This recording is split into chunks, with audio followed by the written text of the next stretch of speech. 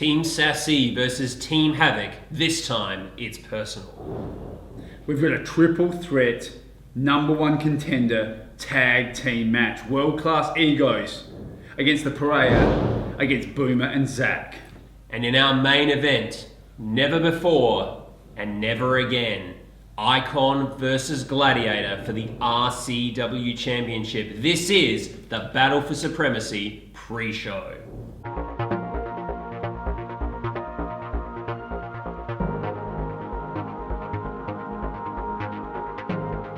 Residents of Riot City, welcome to the Battle for Supremacy pre-show. I am Sean Fewster, and of course with me is the difference, Tyler Daniels. Tyler Daniels, coming into Battle for Supremacy, we've got to talk about Down Under and Dean Brady. Do we have to talk about them, Sean? Well, we don't have to talk about Down Under's hat, that's for certain.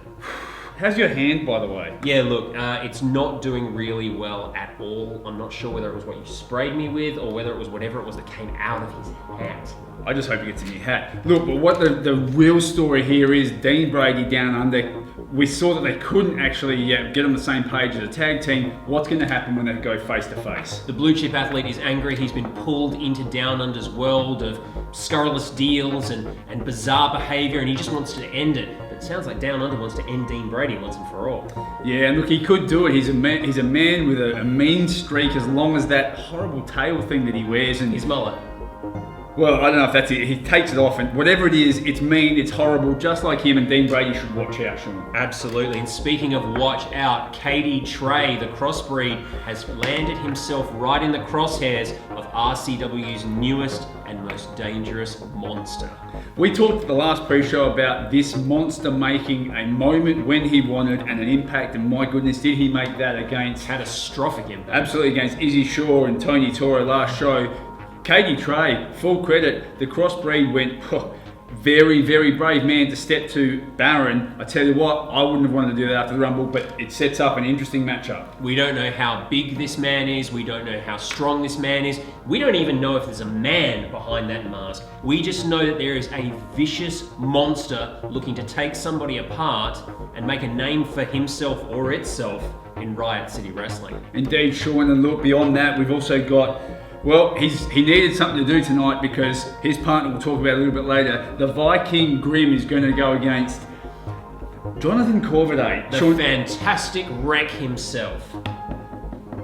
Fantastic wreck. The fantastic wreck. Jonathan Corvidae has discovered himself. Jonathan Corvidae has found himself. The eccentric man, the man of liquid, the man that, you had a pretty memorable encounter with once upon a time, has absolutely found himself in this new persona, and it's fantastic. The only thing I know that he discovered, or I discovered last show, is I'm pretty sure I copped an eyeful of his fantastical Sean, and I don't want to see the fantastic wreck. All I know is he's got a hell of a job ahead of him when he goes up against the Viking.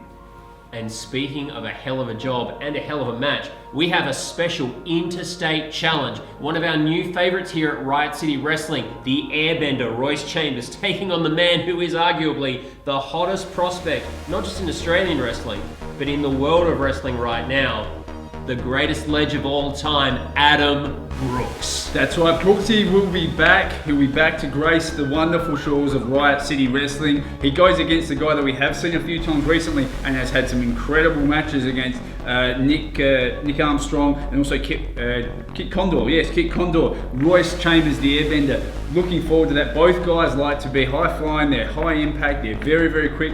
Good match coming up, Sean. Looking forward to the Invitational Interstate Challenge. That's right, that could be an absolute show stealer, but the show is not over. Triple threat tag team match to determine the number one contenders to the Riot City Wrestling Championship, and there is so much personal baggage in this match. So much to pull apart here, Sean, and go through. We've got the world-class ego, and I don't care what you say. What a surprise. I'm still not certain that these guys are on the same page. Now, hang on, they won very successfully last month. Against who, Sean?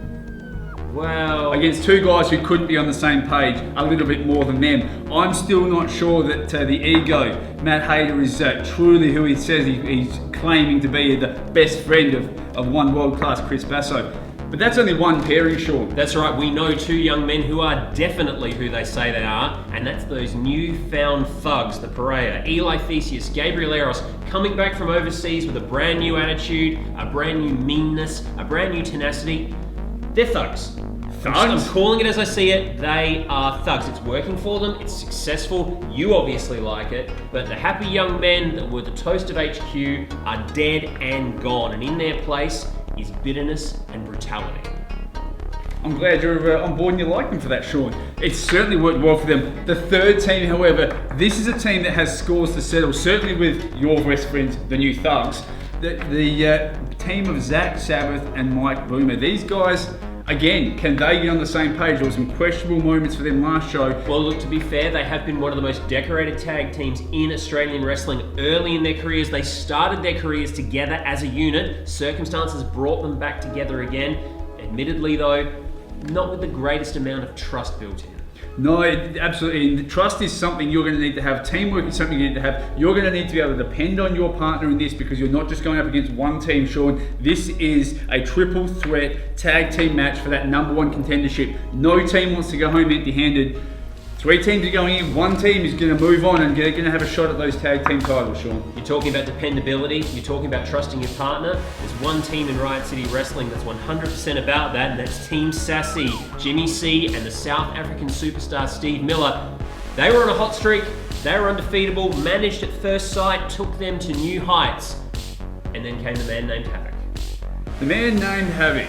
Now, I don't have an issue with the man named Havoc. I'm a big fan of the man named Havoc. I tell you who I'm not a big fan of, though. Benjamin Rosenthal. We agree. You all saw that. We agree on something. Benjamin Rosenthal is the worst.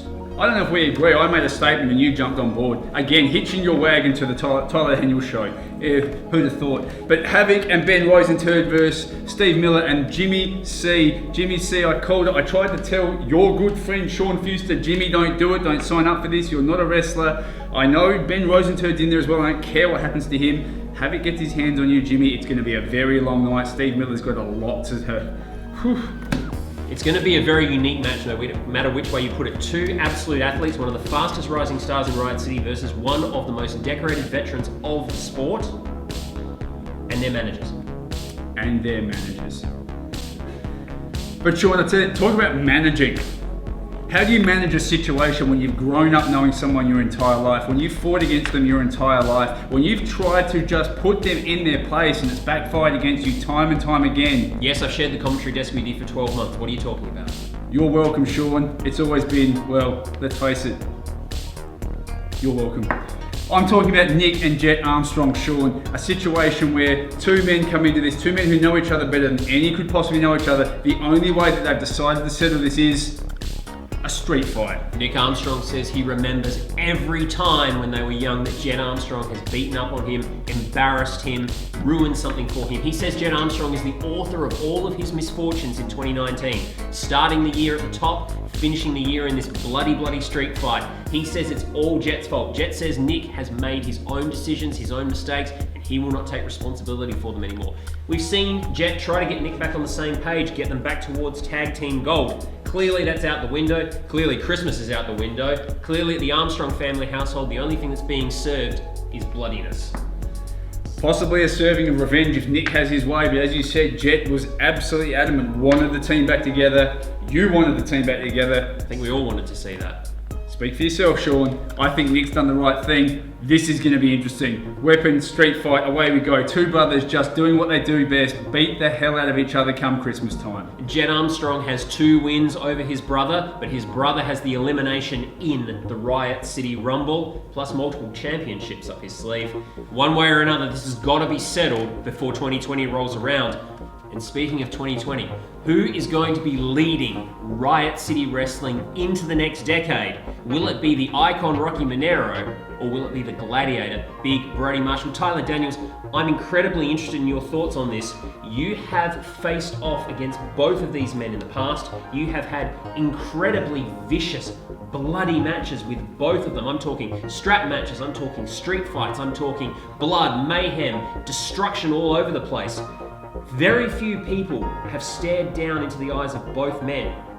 Now they're going against each other. What do you say about this match? Sorry, Sean, I was just remembering some good times.